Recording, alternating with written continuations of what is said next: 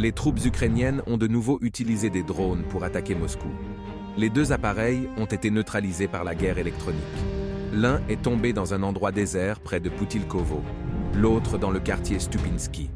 Un autre drone ukrainien a attaqué l'aérodrome militaire de Soltsi dans la région de Novgorod. Un bombardier stratégique Tu-22 M3 a été endommagé. Des troupes ukrainiennes ont attaqué la gare de Koursk avec un drone. Lors du raid, la façade, la salle d'attente, le tunnel piétonnier et le premier quai ont été endommagés. 5 personnes ont été blessées. Les troupes russes ont de nouveau lancé des frappes massives contre les infrastructures militaires ukrainiennes dans tout le pays. Dans la région de Khmelnytsky, un dépôt de munitions d'une unité militaire près de Lizogorka a été touché.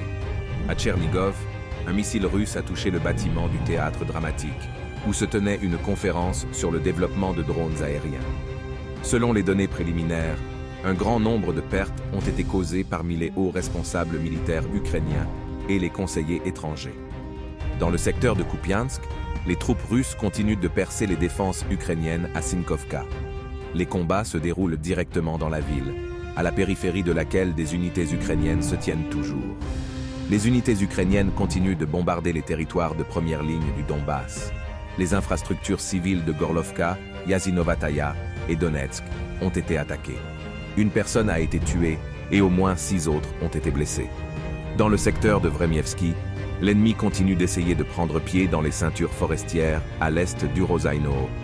Les troupes russes identifient rapidement la progression des troupes ukrainiennes et les repoussent avec des tirs d'artillerie. Dans le secteur d'Orekov, les militaires russes repoussent les attaques ukrainiennes en cours près de Rabotino. Au prix de pertes importantes, l'ennemi a réussi à avancer légèrement dans le village et en même temps à étendre la zone sous son contrôle près de Verbovo.